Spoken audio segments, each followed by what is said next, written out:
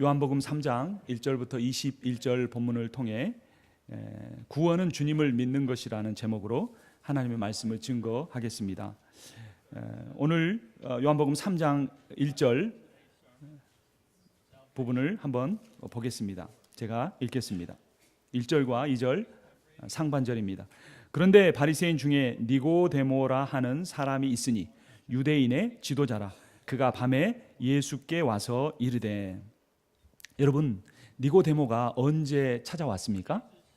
밤에 찾아왔습니다. 요즘에는 자동차도 있고 가로등도 있고 전기불도 있으니까 밤에 찾아오는 것이 이상하지 않습니다.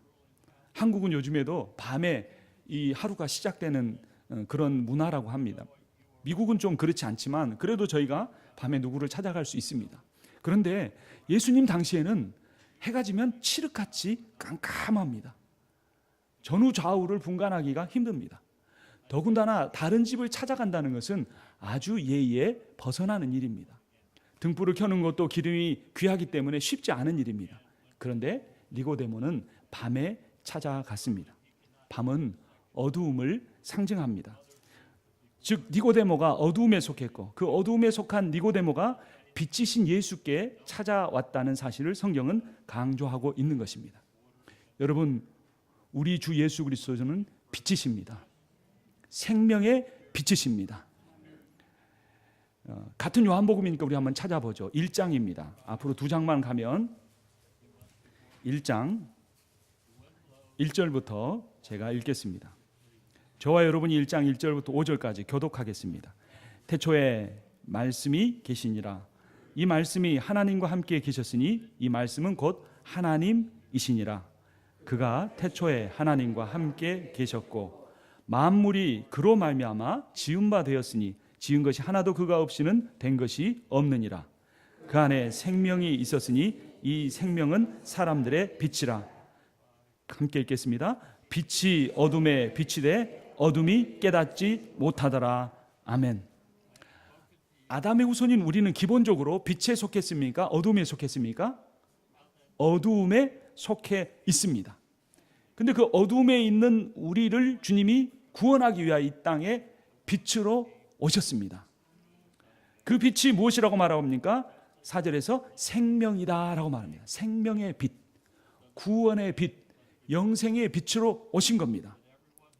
근데 니고데모가 그런 빛이신 예수님께 찾아가는데 밤에 찾아갔다는 겁니다.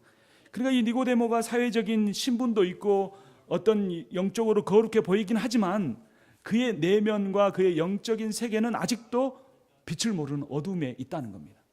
그런데 중요한 것은 그럼에도 불구하고 이 니고데모가 예수님께 찾아갔다는 겁니다. 여러분, 예수님이 우리를 찾아오시지만, 예수님이 니고데모를 기다리고 계시지만 우리 역시 주님을 찾아가야 한다는 사실을 믿으십니까? 그런데 찾아가려고 할 때 거리낌이 있죠. 내 안에 아직 어두움이 있는데, 어두운 부분이 있는데 라고 생각할 수 있습니다. 그리고 대낮에 찾아가지 못하고 감히 밤에 찾아갈 수도 있습니다. 니고데모가 사회적 신분이 있어서 낮은 신분에 있는 예수님을 찾아가는 것이 다른 사람에 드러내지 않기를 원하는 부분도 있었지만 그가 아직 어둠에 있었다는 사실, 우리 역시 어둠에 있다고 할지라도 주님께 나아가면 주님이 그 빛으로 우리를 밝게 하시고 우리에게 생명을 주십니다. 그 니고데모가 예수님을 찾아왔지만 예수님이 누구신 줄 잘 알지 못했습니다. 그래서 이 니고데모가 예수님을 무엇이라고 부르는지 한번 2절 보겠습니다. 그가 밤에 예수께 와서 이르되 랍비여, 우리가 당신은 하나님께로부터 오신 누구인 줄 아나이다 라고 말합니까? 선생인 줄 아나이다. 하나님이 함께하지 아니하시면 당신이 행하시는 이 표적을 아무도 행할 수 없음이니이다. 무슨 표적이 있었을까요? 요한복음 3장 앞에 요한복음 2장에 어떤 일이 있었습니까?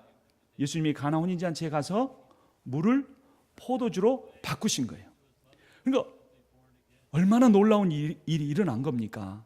그것도 유대의 결례를 따라서 그 손 씻는 그 항아리, 큰 항아리 6개를 다 비어있는 것을 물을 가득 채웠는데 그게 다 포도주로 바뀌어가지고 그 연회장에 온 사람들이 다 마신 겁니다. 보통은 처음에 좋은 거 주었다가 취하고 나면 나중에 안 좋은 거 줍니다. 그러니까 취하고 나면 모르니까 그렇게 하는 거죠. 그런데 예수님이 나중에 만들어내신 포도주는 더 좋았어요. 그래서 사람들이 이 잔치집은 이상한 잔치집이구나, 나중에 더 좋은 걸 줬다고 말할 정도로 아주 맛있는 좋은 포도주였습니다. 그 소문이 온 지경에 다 퍼진 겁니다. 그래서 니고데모도 그 말을 듣고 이분은 뭔가 특별한 분이다라는 생각을 하고 예수님을 찾아온 것입니다. 그런데 아직 예수님이 누군지는 정확하게 모르고 있는 겁니다. 여러분, 여러분의 예수님은 어떤 분이십니까? 내가 과거에 기도했을 때 내 질병을 고쳐주신 분이십니까? 내가 정말 힘이 나서 모든 거 다 잃어버리고 사람한테도 실망하고 정말 아무런 낙이 없어서 엎드려 기도할 때 나를 찾아오신 그런 주님이십니까?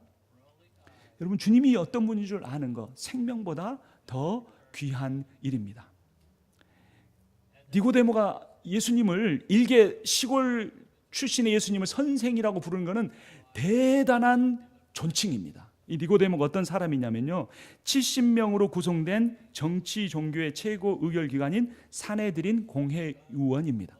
그러니까 미국으로 하면 하원 의원 정도가 아니라 상원 의원 정도 되는 사람입니다. 그리고 존경을 받는 율법 교사였습니다. 그런 그가 예수님을 선생이라고 부른 것은 자기가 제자라는 겁니다. 내가 당신께 배우겠다는 겁니다. 그 존칭을 사용한 것입니다. 하지만 예수님은 니고데모에게 선생으로만 머물 수 있는 분이 아니십니다. 그분은 니고데모에게 뿐만 아니라 모든 사람들에게 구세주와 주님이 되시는 분이십니다. 여러분, 오늘 나와서 예배 드리는 여러분들에게도 우리 주 예수 그리스도가 주인이십니까? 여러분, 여러분에게도 우리 주 예수 그리스도가 구세주이십니까? 그분은 Savior, 우리를 죽음과 죄에서 구원하신 구세주이시고, 구원받고 끝나는 것이 아니라 구원받은 이후에 우리가 따라가야 할 주님 로드이십니다. 니고데모는 예수님께 지식적인 가르침을 얻기를 원했지만 구원에 이르는 길에 대해 구하지는 않았습니다. 나는 오늘 예배를 드리고 또 식사를 하고 다른 어떤 일들을 하지만 주님 앞에 나올 때마다 나는 무엇을 원하여 주님께 나오는지 우리가 알아야 합니다. 주님이 기도하면 우리의 질병을 고쳐주십니다. 우리가 비즈니스가 어려울 때 우리가 기도하면 하나님이 우리의 물질의 문제를 해결해 주십니다. 하나님이 우리가 질병의 고통 가운데 있을 때, 인간관계 어려움이 있을 때 기도하면 하나님이 해결해 주십니다. 그럼 그 모든 것이, 그것보다도 더욱 중요한 것은 우리가 그 주님을 통하여 구원에 이르러야 하는 것입니다. 그 주님이 우리에게 구원을 주시기 위해 오셨기 때문에 그 구원의 주님으로 우리가 맞이하고 그 구원을 찬양하고 그 구원을 전파하는 이 구원의 공동체, 구원의 교회가 되어야 합니다. 예수님은 물질, 명예 혹은 성공을 얻기 위한 통로가 아니시고 내 삶의 모든 것의 주인이시고 나를 사랑하셔서 자기 목숨을 버리시고 구원하신 사랑의 구세주이십니다. 그런데 이 사실을 거듭나지 아니하면 깨닫지 못합니다. 그래서 예수님께서도 니고데모에게 네가 거듭나야 한다, 그렇지 않으면 하나님 나라에 들어가기는커녕 그것을 볼 수도 없다라고 가르쳐 주십니다. 3절 말씀, 이제 3장으로 돌아왔습니다. 3장 3절 말씀 우리 함께 읽겠습니다. 예수께서 대답하여 이르시되 진실로 진실로 내게 이르노니 사람이 거듭나지 아니하면 하나님 나라를 볼 수 없느니라. 들어가기는커녕 볼 수도 없다라고 말합니다. 그러면 지금 니고데모에게 그 말씀하신 건 니고데모가 거듭났다는 것입니까? 못 났다는 겁니까?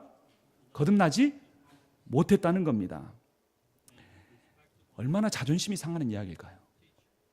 그때 당시는 정치와 종교가 일치된 사회입니다.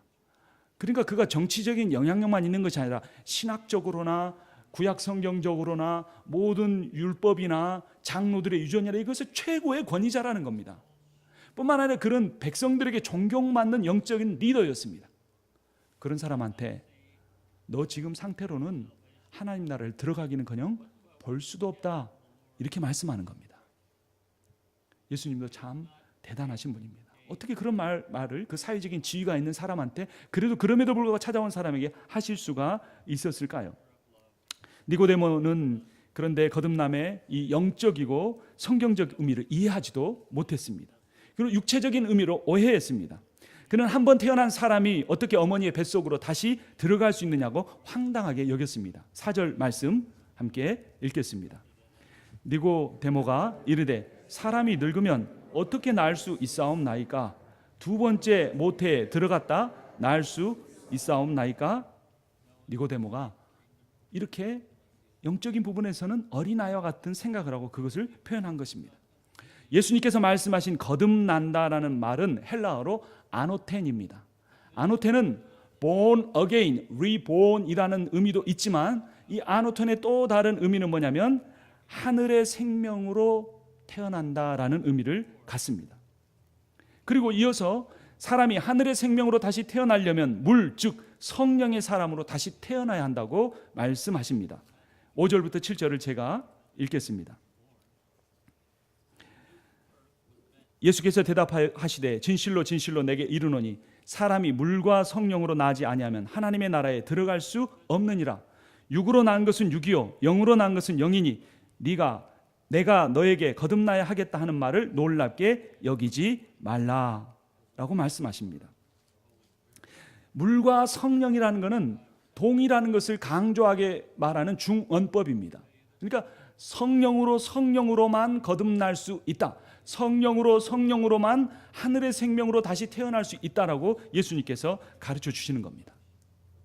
여러분, 거듭남은 누구를 통해서만 거듭날 수 있는 겁니까? 내가 열심히 믿으면 거듭나지는 겁니까? 내가 말씀을 꿰고 배우고 신학교를 다니면 거듭나지는 겁니까? 내가 금식 기도를 하고 무슨 기도를 40일 하면 거듭나지는 겁니까? 그럼 어떻게 해야 거듭나질 수 있는 겁니까? 오직 성령으로만 거듭날 수 있습니다. 성령의 역사입니다. 그러면 제가 알 수 있을까요? 저 김 집사님은 성령으로 거듭나셨구나. 저 누구 집사님은 성령으로 아직 거듭나지 못하셨구나. 알 수 있을까요? 없을까요? 왜 그렇습니까? 8절 말씀 우리 함께 읽겠습니다. 바람이 임의로 불매 내가 그 소리는 들어도 어디서 와서 어디로 가는지 알지 못하나니 성령으로 난 사람도 다 그러하니라. 아멘. 다른 사람이 알 수 없습니다. 하나님이 하시는 일입니다. 때로는 자기 자신도 헷갈리는 경우가 있습니다. 분명히 말했죠. 바람이 여러분 어디서 와서 어디서 불어서 어디로 가는지 보이세요? 안 보이세요? 대강은 알겠죠. 북풍이다 남동풍이다 이건 알지만 어디서 와서 어디로 가는지는 잘 안 보입니다. 본인도 잘 모를 수 있습니다. 헷갈릴 수 있습니다. 거듭났는데 거듭나지 않았다고 생각할 수도 있고 거듭나지 않았는데 거듭났다고 생각할 수도 있습니다. 그러나 분명히 성령으로 충만하면 알 수는 있겠지만 초기 단계에는 본인도 잘 모를 수 있다는 겁니다. 그러니까 니고데모는 자기가 성령의 사람이라고 생각을 하고 온 거죠. 하지만 예수님은 아니라고 부인하신 겁니다. 니고데모 같은 사람도 거듭나지 않았는데 거듭났다고 착각하고 살고 있었던 겁니다. 거듭남은 땅에 속한 자가 깨달을 수 없는 하늘의 일입니다.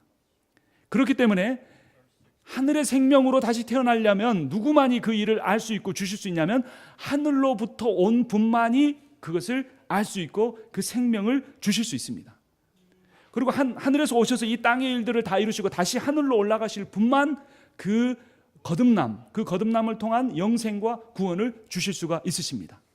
그러면 이 세상의 모든 존재 중에 하늘로부터 오신 분은 누구밖에 없으십니까? 우리 주 예수 그리스도밖에 없습니다. 여러분, 우리 주 예수 그리스도 외에 구원의 길이 있습니까? 있습니까? 없습니다. 이 세상이 아무리 종교다운지로 치닫고 자유주의로 치닫고 동성애를 말하고 온갖 휴머니즘과 인본주의를 말하고 사람의 능력으로 이 세상에 낙원을 만들 수 있다고 말해도 우리 주 예수 그리스도 외에는 구원의 길은 없습니다. 왜냐하면 그분만이 하늘로부터 오셨고 이 땅에서 하나님의 모든 뜻에 순종하여 하나님 나라의 일을 이루시고 다시 하늘로 올라가셨기 때문입니다. 그런데 사람들은 이런 말들을 근본주의다, 이런 말을 어떤 너무 종교적이다 이렇게 표현합니다. 예수님은 그런 사람들을 향해 이렇게 말씀합니다. 12절 13절을 보면 내가 땅의 일을 말하여도 너희가 믿지 아니하거든 하물며 하늘의 일을 말하면 어떻게 믿겠느냐. 하늘에서 내려온 자 곧 인자 외에는 하늘에 올라간 자가 없느니라. 예수님께서 우리의 거듭남, 즉 우리의 구원, 영생을 이루기 위해서 십자가에 못 박히셨습니다. 하지만 그분은 그렇게 죽고 끝나신 것이 아니라 죄와 사망의 사단의 세력을 완전히 이기시고 다시 살아나셨습니다. 그러므로 십자가와 부활의 주 예수 그리스도를 믿는 자는 누구나 다 영생을 얻습니다. 14절 15절, 그래서 예수님께서 어떻게 하셔야 한다고 자신의 앞일을 선포하십니다. 함께 읽겠습니다. 모세가 광야에서 뱀을 든 것 같이 인자도 들려야 하리니 이는 그를 믿는 자마다 영생을 얻게 하려 하심이니라. 민수기에 보면 광야에서 어떤 일이 일어났습니까? 이스라엘 백성이 하나님 앞에 불평했습니다. 그래서 뱀이 나와서 사람들을 다 물었습니다. 그래서 사람들이 죽어가는데 모세가 하나님께 기도했습니다. 하나님께서 어떻게 하라고 그랬습니까? 노뱀을 장대에 매달아서 높이 들어라. 그리고 그것을 쳐다본 사람들은 다 구원을 얻을 것이다, 살아날 것이다, 이렇게 선포했습니다. 근데 다 쳐다봤습니까? 아니면 일부만 쳐다봤습니까? 일부만 쳐다봤습니다. 쳐다본 사람 다 어떻게 됐습니까? 다 뱀의 독으로부터 구원을 받았습니다. 쳐다보지 않은 사람들은 어떻게 됐습니까? 죽었습니다. 그래도 끝까지 쳐다보지 않고 죽은 사람들이 있었다고 구약성경은 기록하고 있습니다. 예수님은 그 구약의 이야기를 잘 알고 있는 니고데모에게 비유를 들면서 인자도 그 노뱀과 같이 장대에 매달려 하리라, 십자가에 매달려 하리라 라고 말씀하는 겁니다. 여러분, 저를 한번 보십시오. 믿기만 하면 구원을 얻습니다. 그렇죠? 그런데 그래도 믿지 않는 사람이 있습니까? 없습니까? 있죠. 그래서 우리가 어떻게 해야 됩니까? 예수 그리스도의 복음을 들고 사람들에게 나가서 증거해야 합니다. 이 설교 강단을 통하여 들어서 은혜 받고 변화될 수도 있지만 그렇게 쉽게 되는 일이 아니기 때문에 우리가 훈련받고 기도하고 나가서 우리 주 예수 그리스도를 바라보기만 하면, 그분을 믿기만 하면 유일하신 구원자신 그분을 통하여 구원을 얻고 영생을 얻는다는 이 복음을 증거해야 합니다. 하나님께서 독생자 예수 그리스도를 우리에게 보내신 이유는 단 한 가지입니다. 그분이 사랑이시고 그가 우리를 그만큼 사랑하시기 때문입니다. 그래서 우리가 주일학교 때부터 성경 구절을 잘 몰라도 어렸을 때부터 이렇게 누구나 다 아는 구절이 하나 있죠. 요한복음 몇 장 몇 절입니까? 3장 16절. 찬양도 있고 율동도 있어요. 근데 우리 요한복음 3장 16절 우리 한번 같이 읽겠습니다. 하나님이 세상을 이처럼 사랑하사 독생자를 주셨으니 이는 그를 믿는 자마다 멸망하지 아니하고 영생을 얻게 하려 하심이라. 아멘. 주님이 우리를 얼만큼 사랑하신다고요? 이처럼 사랑하십니다. 여러분, 하나님은 오늘 이 자리에 예배 나오신 모든 분들을 이처럼 사랑하십니다. 하나님의 본질이, 그분의 인격의 속성이, 핵심이 사랑이에요. 우리는 다 사랑에 목말라 있는 사람입니다. 우리는 사실 돈에 목마른 사람들이 아닙니다. 우리는 명예나 성공에 목마른 사람이 아닙니다. 본질적으로 근본적으로 우리 안에 목마르고 애타고 슬프고 아픈 것은 우리가 사랑받기 위해 창조된 존재들인데 그 사랑을 이 땅 가운데 받지 못해서, 그래서 외롭고 힘들고 어렵고, 그래서 그 사랑이 채워지지 않아서 다른 것들로라도 혹시나 이것이 채워질까 하여서 돈을 벌어보기도 하지만 채워지지 않습니다. 공부도 해보지만 그것으로 채워지지가 않습니다. 사람들과의 관계에서 인정받고 싶어서 그런 부분에 노력해보지만 그것으로도 채워지지 않습니다. 채워지지도 않고 그 길에 이르는 길도 너무나 힘들어서 우리 인생이 지치고 낙심하고 어려워집니다. 그런데 하나님은 우리를 이처럼 사랑하십니다. 여러분, 교회를 30년을 다니셨던, 교회를 다니신 지가 몇 주밖에 안 되셨던 이 사실 하나만 꼭 기억해야 합니다. 하나님은 우리를 사랑하십니다. 이처럼 사랑하십니다. 구리뱀도 들었지만 이제는 하나님 안 되겠다 싶어서 직접 이 땅에 오셨습니다. 여러분, 이 사랑을 경험하고 나면 죽는 것도 두렵지 않을 수 있습니다. 우리가 이 사랑을 경험하고 나면 가난해지는 것도 두려워하지 않을 수 있습니다. 우리가 이 사랑을 경험하고 나면 우리가 좀 다른 문제, 조금 힘들고 어려워도 그것에 얽매이지 않는 삶을 살 수 있습니다. 왜냐하면 하나님이 우리를 이처럼 사랑하시기 때문입니다.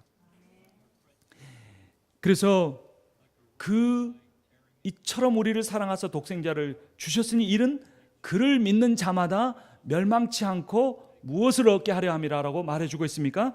영생을 얻게 하려 함이라, 즉 구원을 얻게 하려 함이다라고 합니다. 그런데 그 구원과 영생을 얻으려면 그 예수 그리스도를 뭐 해야 한다고 말하고 있습니까? 그를 뭐 하는 자마다 멸망하지 않는다고 말합니까? 믿는 자마다입니다. 믿는 자마다. 믿음이 필요한 겁니다. 믿음. 여러분, 우리 주 예수 그리스도가 하나님의 아들로서 이 세상에 오셨고 나를 위해 십자가에 죽으시고 부활하셔서 내 모든 죄가 사함 받았고 내가 그로 말미암아 하나님의 자녀가 되었고 구원받았다는 사실을 믿으십니까? 아멘. 자, 그런데 그 믿음이 무엇인 줄 정확하게 알아야 우리가 우리 자신의 구원을 성경 말씀에 근거해서 확증할 수가 있습니다. 믿음이란 첫 번째로 인정한다는 의미입니다. 예수님이 방금 제가 말씀드린 대로 이 세상에 구주로 오셔서 하나님의 아들이시고 우리가 그분이 나를 위해 십자가에 죽고 부활하셨다, 지식적으로 인정한다는 의미입니다. 그런데 이게 믿음의 전부는 아닙니다. 두 번째, 믿음이라는 건 신뢰한다는 의미입니다. 예수님을 믿는다는 것은 예수님을 신뢰한다는 의미입니다. 그것은 예수께서 하신 말씀, 그의 인격, 그분의 능력, 그분이 행하신 일들이 사실이란 사실을 신뢰하는 겁니다. 그래서 제가 지난주에 한 비유를 들었죠. 우리가 어떤 브랜드의 항공사를 선택하고 비행기를 탄다는 것은 그 항공사를 신뢰하는 겁니까? 신뢰하지 못하는 겁니까? 신뢰하는 겁니다. 그날 비행기를 조종하는 그 조종사를 내가 신뢰하는 겁니까? 신뢰하지 못하는 겁니까? 비행기를 타려고 딱 섰더니 기장이 가방을 끌고 가잖아요. 근데 얼굴이 빨개가지고 비틀비틀 가는 거예요. 눈이 보니까 풀렸어요. 술을 마셨는지 마약을 했는지 모르겠어요. 그럼 여러분 그 비행기를 타겠습니까? 안 타겠습니까? 안 타면 천불이 날아갑니다. 타겠습니까? 안 타겠습니까? 요즘 플로리다에서 바깥으로 나가는 비행기가 3,000불도 한답니다. 그 비행기 타겠습니까? 안 타겠습니까? 이미 예매해놨는데 기장이 다리가 비틀거리고 눈이 풀렸습니다. 그 비행기 타겠습니까? 안 타겠습니까? 플로리다 말고 여기서 타면 타겠습니까? 안 타겠습니까? 안 타죠. 3만 불이어도 안 탑니다. 그것은 내가 이성적으로 생각해서 신뢰하느냐 못하느냐 냉정하게 판단하는 겁니다. 우리 주 예수 그리스도에 대해서도 마찬가지입니다. 우리는 다 지성과 이성, 감성을 다 가지고 있기 때문에 내가 예수 믿는다는 거, 신뢰한다는 겁니다. 그분이 성경에 사신 말씀, 그분이 무리를 걸으셨고 오병이어로 많은 사람들을 굶주린 사람 먹이셨고 귀신을 내어 쫓으셨고 병자를 고치셨다는 사실을 실제로 믿는 겁니다. 그래서 내 삶을 그분한테 맡겨드리는 겁니다. 내가 이렇게 운전대를 이렇게 운전하고 가다가 예수님을 이렇게 신뢰한다는 것은 내가 조수석으로 옮겨 타고 예수님한테 운전대를 맡겨드리는 겁니다. 때로는 그렇게 말할 때도 있죠. 아내한테 운전대 맡겨놓고 속도를 좀 줄여, 거북길에서는 좀 이렇게 조심해야지 이렇게 말하는 것처럼 예수님한테도 때로는 간섭하기도 합니다. 예수님 너무나 빨라요, 힘들어요, 좀 쉬었다 갑시다 할 수는 있어요. 그런데 내가 운전대를 내드렸는가 안 내드렸는가는 내가 주님을 신뢰하는가 신뢰하지 않는가의 차이입니다. 아직도 내가 내 인생의 운전대를 붙잡고 예수님 거기 꼭 그냥 계세요. 제가 찬송도 하고 헌금도 하고 또 제가 주님 말씀도 잘 들을 때 운전은 제가 할게요. 운전은 제가 잘합니다. 제가 이 지역도 잘 알고 다 잘합니다. 이렇게 하면 아직 주님을 신뢰하지 못하는 것입니다. 세 번째, 믿는다는 것은 사랑한다는 의미입니다. 존 파이퍼는 믿음을 뭐라고 정의했냐면요, 죄인이 예수님을 온전한 신뢰와 사랑으로 얼싸안는 거다 그랬습니다.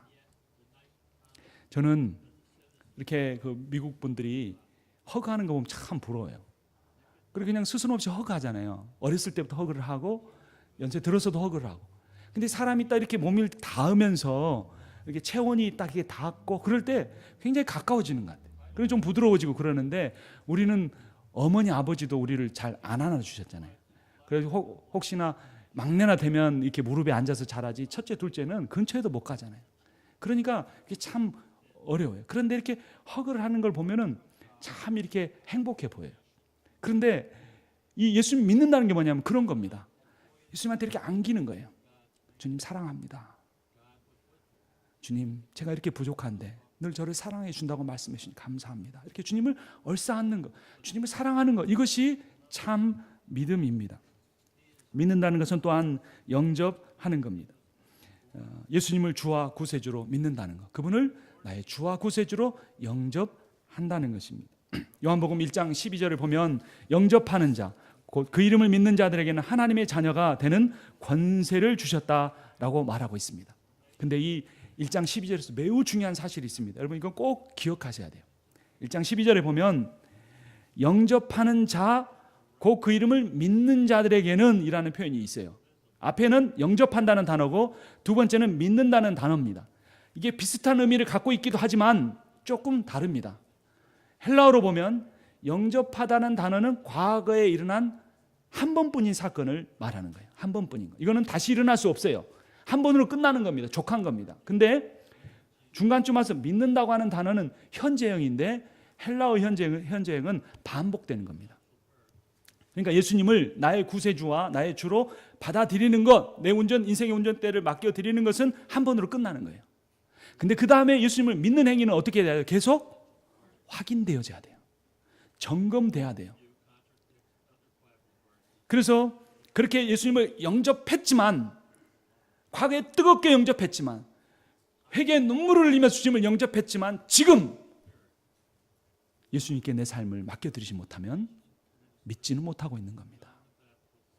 그런데 우리가 과거에 그 뜨거운 마음으로 주님을 영접했고, 그리고 내가 내 삶의 현장에서 주님을 신뢰해서 내 생각, 내 지혜, 내 고집, 내 사고방식을 주장하지 않고 갈라디아 2장 20절에 말한 것처럼 내가 그리스도와 함께 십자가를 못 박혔나니 이제는 내가 산 것 아니오 오직 내 안에 그리스도께서 사신 것이라고 한 것처럼 주님께 맡겨드리고 그렇게 맡김으로써 믿는 삶을 살면 그 사람에게 하나님의 자녀가 되는 무엇을 주셨다고 말합니까? 권세를 주셨다는 겁니다. 권세, 엑수시아라고 하는 권세를 주셨다는 겁니다. 여러분 이 세상 살면서 예수님 믿고 사는데 권세를 누리기를 원하십니까?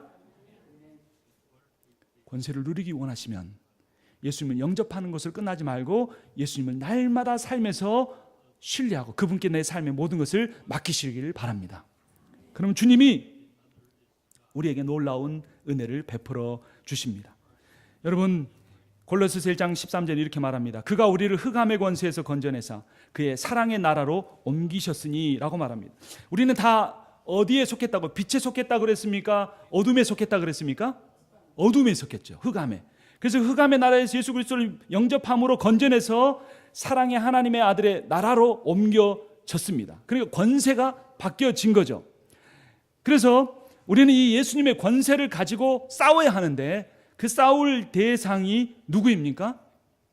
에베소서 6장 12절을 이렇게 말합니다. 우리의 씨름은 혈과 육을 상대하는 것이 아니요 통치자들과 권세들과 이 어둠의 세상 주관자들과 하늘에 있는 악의 영들을 상대함이라. 저는 옛날에 이 구절이 정말 헷갈렸어요. 우리의 씨름은 무슨 말이지? 이렇게 삿발을 잡고 씨름하는 건가? 근데 이 씨름이라는 게 다른 번역에는 뭐라고 돼 있냐면 싸움이라고 돼 있습니다. 싸움. 내 그냥 머리로 이렇게 씨름하는 게 아니고 싸우는 겁니다. 이 싸움은 그 다음에 혈과 육을 상대한다는 게 이게 무슨 말인가? 이거 뭐냐면 인간을 상대하는 것이 아니라는 겁니다. 근데 대부분 사람들이 사람과 싸웁니까? 영적인 존재와 싸웁니까? 사람과 싸워요. 스타일이 안 맞거나 생각이 다르거나 가치관이 다르거나 아니면 뭔가가 달라서 뭔가 오해가 생기기도 하고 또는 누군가 실수하고 잘못을 해서 그런 일들이 생깁니다. 그런 때 우리는 그 사람에 대해서 싸우려고 합니다. 근데 그게 아닙니다. 이 에베소서 6장 12절이 분명히 가르쳐 줍니다. 우리의 싸움은 인간을 상대하는 것이 아니오 통치자들과 권세들과 이 어둠의 세상 주관자들과 하늘에 있는 악의 영들을 상대함이라. 예수님이 겟세마네 동산에서 기도하실 때 제자들한테 무엇에 들지 않도록 기도하라고 그랬습니까? 시험에 들지 않도록. 가룟 유다 시험 들었습니까? 안 들었습니까? 들었죠. 베드로도 시험 들었습니까? 안 들었습니까? 들었죠. 근데 예수님은 한 번도 그 제자들이 아니라 그 제자들 안에 있는 악한 영들을 몰아내게 하시려고 그들에게 하나님의 말씀으로 권면을 하셨습니다. 그래서 누구나 다 시험에 들 수 있습니다. 누구나 다 실수할 수 있습니다. 또 누구나 다 때로는 거기에 너무 이렇게 유스트 돼 있으면 의도적으로 그렇게 잘못을 행하기도 합니다. 그러나 그것은 그 사람과 싸울 문제가 아니고 그 사람을 시험에 들게 하고 그 사람을 죄짓게 만든 악한 영들에 대해서 싸워야 하는 것입니다. 교회의 적이 누구인지 분명하게 알고 우리의 기도를 그 악한 영들과 권세자들을 향하여 우리가 쏟아 부을 때 우리들 가운데 모든 악한 영들이 떠날 것을 믿습니다. 그리고 우리가 과거에 시험에 들었거나 죄를 지었거나 잘못했거나 문제가 있었다고 할지라도 우리가 그렇게 악한 영들을 향하여 예수 그리스도의 이름으로 명령할 때에 하나님 우리를 정결케 하고 거룩하게 하고 능력 있는 존재로 분명히 만들어 주실 것입니다. 제자들이 오합지졸이었습니다. 그런데 언제 완전히 이 사람들이 뒤바뀌어졌습니까? 오순절 성령 체험을 하고, 그전에도 성령이 임하셨지만 그때는 성령이 자신의 역할을 하고 다시 떠나셨습니다. 그런데 오순절 성령 강림 이후에는 한 번 임한 성령이 떠나지 않는 겁니다. 그런데 문제는 우리가 순종하지 않음으로써, 자아를 부인하지 않음으로써 성령이 소멸될 정도로 약해져 있는 것이 문제입니다. 그런데 제자들은 성령에 충만했고 그렇게 나아갔을 때 제자들이 놀라운 역사를 이끌어냅니다. 사도행전 3장 6절을 보면 베드로가 이르되 은과 금은 내게 없거니와 내게 있는 이것을 내게 주노니 나사렛 예수 그리스도의 이름으로 일어나 걸으라 하고, 그럴 때 나면서부터 걷지 못했던 자가 일어서서 걸었습니다. 또한 사도 바울이 사도행전 16장 18절에서 이렇게 선포했습니다. 이같이 여러 날을 하는지라 바울이 심히 괴로워하여 돌이켜 그 귀신에게 이르되 예수 그리스도의 이름으로 내가 내게 명하노니 그에게서 나오라 하니 귀신이 즉시 나오니라. 아멘. 왜 그렇게 복음서를 보면 귀신 이야기가 많이 나올까요?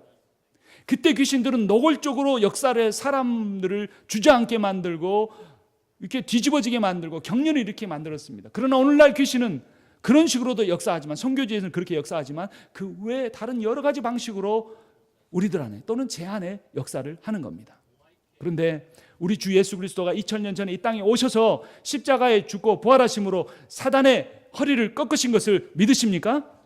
그 머리를 밟아버리셨어요. 창세기 3장 15절에 기록된 원시복음을 예수 그리스도께 성취하셨습니다. 그러니까 마귀는 끝장이 났습니까? 나지 않았습니까? 끝장이 났습니다.